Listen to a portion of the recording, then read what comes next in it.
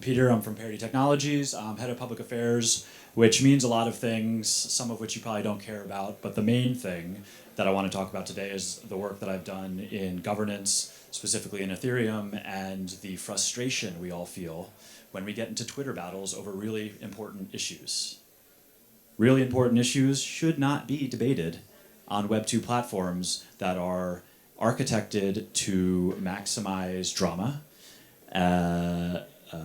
maximize the shouting past each other, and really minimize signal and maximize noise. So, oh yeah, love it. Awesome. I'm about it. So, introducing Kialo. I came across Kialo. I was actually served a Instagram or Twitter ad for Kialo after researching platforms that are alternative to Twitter or Reddit for discussing serious issues. And I actually didn't come across Kialo until they caught me in their Web2 trap, cookied, and served me an ad.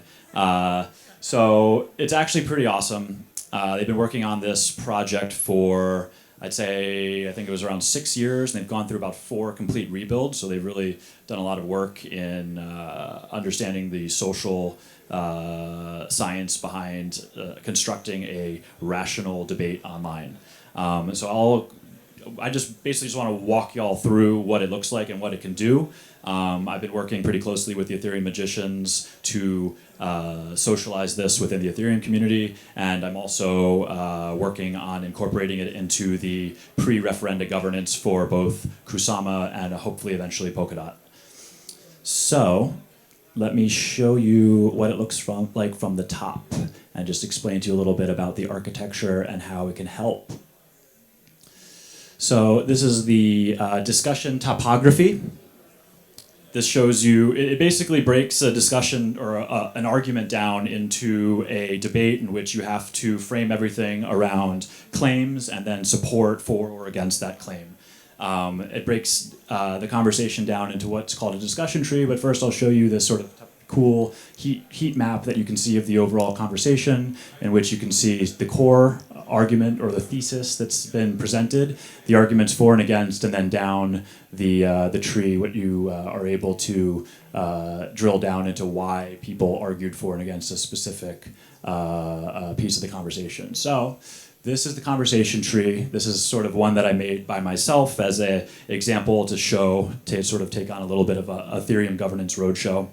The thesis is that adopting a discussion platform like Kialo will help improve the quality of Ethereum's political and governance debates. So you can see that right here at the top of the discussion tree is the claim, and then it breaks down into some pretty nice pros and cons. You might not agree or disagree, may not agree with all of mine. I just sort of generally made up some top line reasons for and against, just to fill out the platform so people could see what it would look like. You can drill down into the specific arguments for and against. You can take these to as many levels as you'd like, but the interesting thing is it doesn't get down to the point where there's a face and a name associated with a comment until someone gets all the way down into the person that submitted the claim, and you can see the conversation history around a claim. When these things are properly built out and robust, there is a conversation that happens in here around ensuring that your argument is properly sourced and cited. You're not just, in a good debate, you shouldn't just throw out thoughts without having a little bit of backing behind it, and Kialo helps enforce a little bit of that. So that's the overall discussion topography, but I also wanted to talk a little bit about the, I don't want to call it a barrier to entry, but the pieces of Kialo that allow the debate to stay rational. A lot of the issues in Ethereum moving governance forward is a lot of people who really understand the protocol and really understand the issues at stake can meet at an event like this or at a meetup like Ethereum Magicians and come to pretty good consensus about how to move forward. But the moment that makes the transfer from meat space onto Web 2, everyone who believes to be a stakeholder in Ethereum starts shouting on Reddit and Twitter, and there's no recourse. An idea can die very quickly. With a structure like Kialo, it has a structure where there's teams and writers. So within a specific debate, There can be a debate that is started by a team, for instance, the Ethereum team on Kialo, which could consist of Ethereum Foundation members, members from each of the client implementation teams, perhaps representatives from other key stakeholder groups who can figure out what that sort of looks like. And they're not the kings or lords of this by any stretch of the imagination. They're generally considered writers. So they're the ones who actually put claims up. They moderate what comes in, but they're heavily influenced and being directed by the claims that are submitted by the rest of the world. So within the way Kialo breaks it down is writers, and you don't see it here, but there's writers and viewers. So people who are able to actually submit and push claims to the live feed, and then people who are viewers who don't have that ability, but they can submit at any time, hey, I think this is a really good claim, and then the team who's managing the debate can determine if it's properly sourced. Obviously, there's some level of sort of code of conduct and norms that need to be established around what is a properly backed claim and what is not. But once you have a debate that is fully fleshed out, you can view votes. So you see here, there's like sort of bars on claims. Every viewer and every writer from their individual account is able to rate the veracity of the thesis that they have, that they're viewing. So if you really think this is a really strong argument, you give it all the green bars. So high impact argument, and if you really think it sucks, you give it a 0. Everyone on an individual level can do this. Viewers, so it's permissionless. Writers, so these people who have a little bit more clout in the community, reputation, that's sort of backing their sort of positive moderation of the platform. And then towards the end of the debate, when you feel like you've collected all the arguments, you can filter back and forth and see what do people who have right access to this debate think versus what colloquially might be called the peanut gallery has to say. The people who are just viewing it see where the schism exists between the sort of interior Ethereum community and those who tend to interact more on social networks like Twitter and Reddit. You can break down the veracity of scores based on people who are generally supportive of stuff, people who are opponents, and then in writers' perspectives, you have an opportunity to filter in and out. If you have one individual, like in this case, almost all the claims are submitted by me. So you could filter me out, but you wouldn't really have any signal. In a case where there's a large-scale debate across an entire community, there are, as we tend to see, individuals who get really worked up about the idea. And in my own experience working on the fund recovery situation in Ethereum, there's a few individuals who, over a course of a sort of debate cycle, have something around 30x more voice than anyone else, just because they reply multiple times, and everywhere there's an instance of the conversation, whereas other parties involved in the conversation might not be that engaged. So you could actually filter out that person who had or was obviously attempting to have like an outsized influence on the debate and see what it looks like without that brigader, as they've been sometimes called. So overall, I think this is a really cool tool. It's not open source, it's not decentralized, but it is better than the Web2 tools that we have today. And I really think that a lot of crypto networks, obviously Ethereum to start, but like I said, I'm looking to use this to some extent within Kusama and Polkadot as well. I think that they could really benefit from having, whether it's this or something like it, go-to rational debate platform that allows for more nuanced, thoughtful conversations around the issues that face the industry. I will note, and make a final note, Tezos has used it successfully in their first amendment process, and it actually correctly predicted the outcome of the eventual vote, whereas the on-chain signaling tool that they were using in parallel to sort of get an idea incorrectly predicted the eventual outcome of the vote. So it's a slight kudos to the Kusama, the Kialo team. Any questions? There's tension between like having the good arguments at top and the chronological view of the arguments, and does it enable you to see both or switch between them? Because yes, that's a really great question. I believe there is a timeline view. Let's see. Oh, I didn't show you the guided voting one. So this is actually, if you're coming to a debate and you want to see the sequence of things that came in that you haven't seen yet, guided voting is really useful. So it'll take you from everything you haven't seen in the entire debate. It'll take you through every single question that you haven't voted on in chronological order of where they were submitted and allow you to vote on them. So you basically, if you're coming to the platform on a weekly basis, you can sit there for 15 minutes and vote through your positions on every issue. I'm not sure if there's actually like a timeline.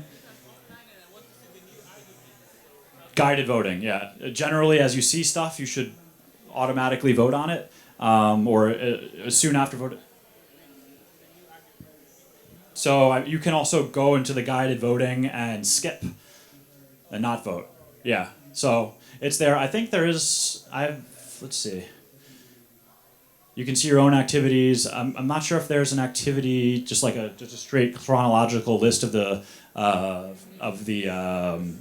arguments made, but I'm in contact with the founders and team of this. I've had some conversations about it with them, and they're open to feature requests, so I might bring it to their attention. One more thing, how do you find it if we want to work on a proposal for a DAO? I think it sounds to me like very suiting, but I want to know from your experience. Like, I have a DAO and I have a new proposal and I want to work on it with a group of people.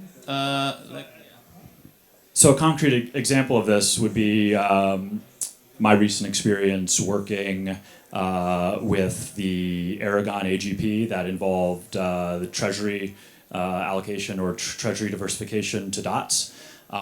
We were fairly involved in keeping up to date with the conversation that was going on in Aragon's forum.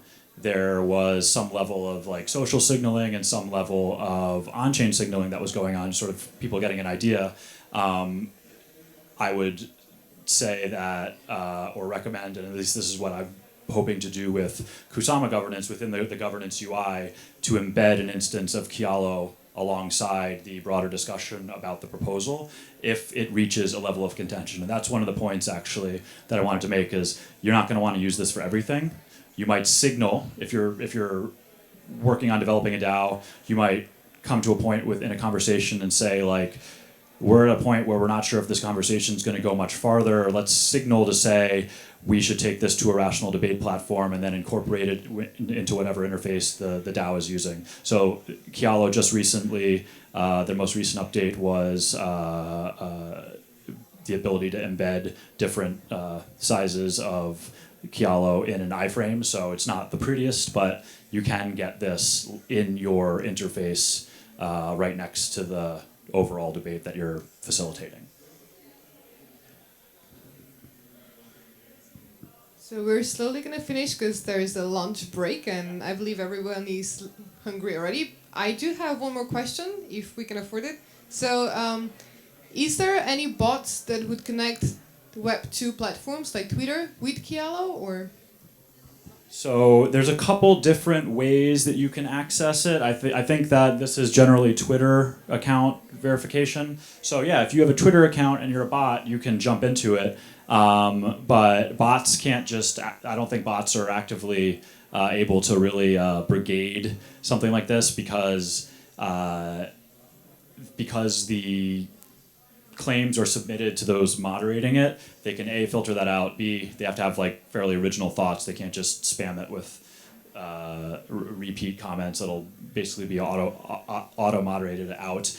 In terms of Sybil resistance, it's maybe not the greatest. Like, you could have a bunch of Twitter accounts and log in and out, but the hope generally is that it's just going to be, because it's a moderated debate, the only thing that you'll really be able to gain by having a bunch of Twitter accounts is voting on the claims and getting like one claim boosted up a lot. That will be visible, A, in the number of votes versus everything else, and B, like, you could look at the votes and the way people are standing, but generally I see this as a, like when you're going to the voting booth on election day, they hand out a pamphlet with a rundown of like where all the issues are. So you walk in with a general understanding of where things stand. I feel like this is more attuned to be a tool where people use it as a reference point when going to make an ultimate decision that they want to sort of publicly advocate for. This would be like a reference point before a coin vote. Obviously, I've thought about it quite a lot in regards to Polkadot and Kusama governance, where there's a little bit more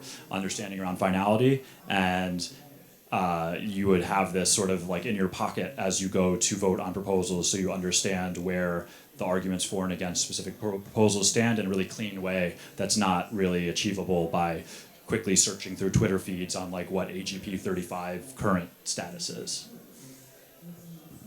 Anyone else? Thank you.